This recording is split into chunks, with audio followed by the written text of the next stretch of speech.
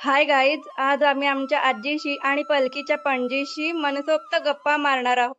तुमचं बालपण कसं गेलं आणि तुमचं गाव कसं होतं आणि आता मध्ये काय फरक आहे? त्यावेळेला गाव एकदम शांत होतं आणि मुलं इतकी छान खेळायची आणि प्रश्न विचारायची आणि एकमेकांशी इतके चांगले खेळायचे आणि खेळताना कोणाला लागलं तरी हे नाही करायचं, त्यांची आई वडील यायची नाही विचारायला.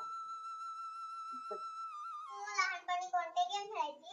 मी ना चिंचुलिंगा, लंगडी, नंतर खो खो, तर कडे, तर बस फुगडीमध्ये पहिला नंबर आला तर माझा. बस फुगडी अशी फुगडीची नॉनस्टॉप नॉनस्टॉप शिकवणार का तुम्हाला? तुम्हाला इच्छा पाहिजे.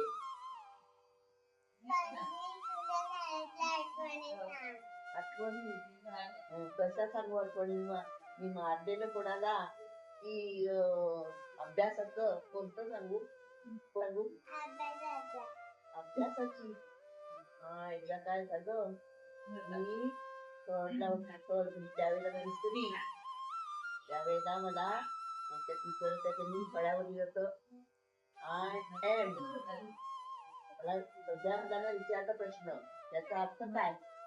मी लगेच मी सांगते, मी कारण मी माझ्या मोठ्या बहिणीचं ते वाचलेलं होतं ना बोलायची, ते मी सांगितलं. मी सांगू? मी उभी राहिली पटकन आणि सांगितलं आय एम, मी आहे. आणि पुढचं सांगू का टीचर? नको नको, तुला खूप येतं, राहू दे. सगळे हसायला लागले. सांगू का मारलेली? आमच्या शाळेमध्ये एक मुलगी खूप जाडी होती, खूप जाडी. मी भातीच्या तिथे झाली होती. मी काय करायची लहान असताना, मी तर थोडी मोठी होती, मी लहान, काय करायची सगळ्या मुलींच्या पट्ट्या गोळा करायची, पट्ट्याचं गुलाब अशी गुली बांधायची आणि सासूची लाज सोडायचो आम्ही, खूप मारायचो, पळायची ती जाम पळून जायची. खरी गोष्ट आहे ना. लगेच प्रिंट. माझी मी लहानपणी भेटलेली व्यक्ती आधी विसरून शकले नाही. आम्ही ना लहान होतो ना, एकदा आम्ही सगळेजण आमच्या सरांबरोबर फिरायला गेलो होतो. मे महिन्याची सुट्टी होती, आम्ही नदीवर गेलो. तर तिथे आम्ही सगळे गेलो, काय काय मिळलं तर खाल्लं भरपूर आणि मग आम्ही झाडाखाली बसतो सगळी मुलं. आणि एकदा काय झालं, एक मुलगा म्हणजे पोहायला आला होता. तो इतका चांगला पोहायचा, तर तो गेला असा, ते कसा काही गेला, लांब गेला आणि आपोआप दिसेना करतो. सगळे ओरडायला लागले, अरे धावा धावा धावा. सगळे ज्यांना पोहता येतं ते पडले पाण्यात, तर तो मुलगा पण सापडला नाही. ही घटना माझ्या डोळ्यासमोर घडली. मग तो मुलगा गेला कुठे? आतमध्ये गेला ते पाण्यात. तर दुसऱ्या दिवशी त्याला पोलिसांनी काढलं. ही आठवण मी कधीही विसरणार नाही. म्हणून मला पाण्याची खूप भीती वाटते. म्हणून मला सांगते, पाण्यात जाऊ नका. तुमच्या वेळेस पैसे कसे होते आणि पैशांना काय बोलायचे? आणि मी असं ऐकलंय की 1 रुपयात बरंच काय काय मिळायचं. हो, एकदम खरं आहे अगं. त्यावेळेला 10 पैसे, 2 पैसे, 1 पैसा, 5 पैसे असे आणि 4 आणे असे होते. आणि अर्धा आणा पण होता. अर्ध्या आण्यामध्ये जेव्हा चणे घ्यायला जायची ना, एवढे चणे द्यायचा सगळं, आणि 4 आण्याने नारळ होता. त्यावेळेला खूप ते मिळायचं. 10 पैसे म्हणजे खूप मोठं. आणि 1 रुपयामध्ये काय काय मिळायचं? 1 रुपयामध्ये पुष्कळ, 1 रुपयामध्ये भरपूर पिशवी भरपूर बाजारात काय काय आणायचं आम्ही. 1 रुपयामध्ये खूप मिळायचं, मस्त एकदम सगळं. बनवलेला पदार्थ कोणाला आवडतो? कोणता पदार्थ आवडतो? कोणता? मी बनवलेला वालाचं बिरडं, चण्याची आमटी, नंतर वरण, नंतर काय विसरली, तर कशाची गं ती आमटी? चिकन पण खूप आवडायचं माझ्या हातचं. आपल्या घरात तेव्हा टीव्ही आणि रेडिओ आला तेव्हा तुला कसं वाटलं? खूप छान वाटलं, पण तो चालू कसा करायचा आणि काहीच समजत नव्हतं.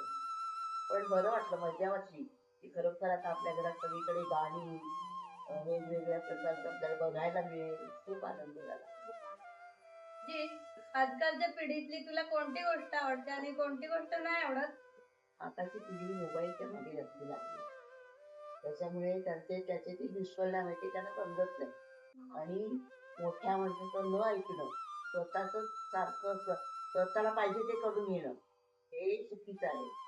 आणि आम्ही त्यावेळेला संध्याकाळी दिवा लागला की आम्ही सगळी भावंड बसायचो आणि शुभम करोती म्हणायचो.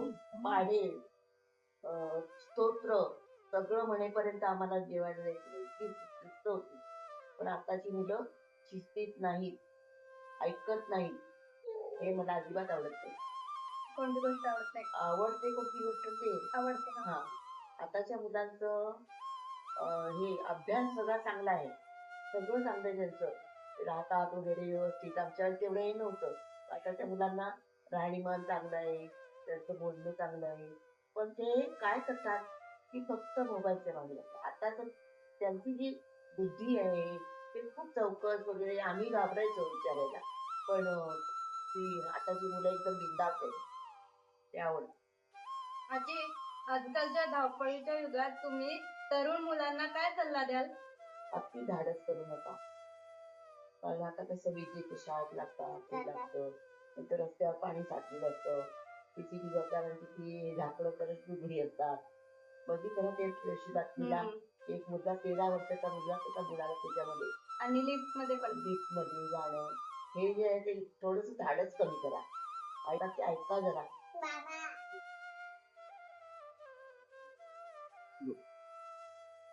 बोलू का?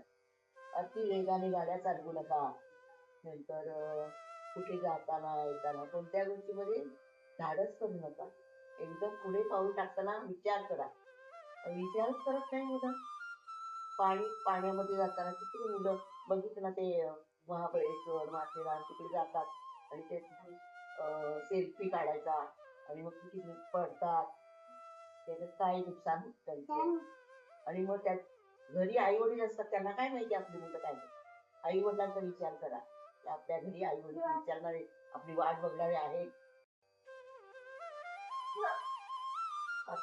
आताच्या मुलांना मी सांगेन की तुम्ही वाचा, लिहा आणि कोणतेही धाडस करण्याआधी विचार करा. वाचाल तर वाचाल, शिकाल तर टिकाल. कळलं? समजलं का? हो. धन्यवाद. धन्यवाद आजी. तू आम्हाला एवढा वेळ दिलास आणि काही महत्त्वाच्या गोष्टी पण सांगितल्या.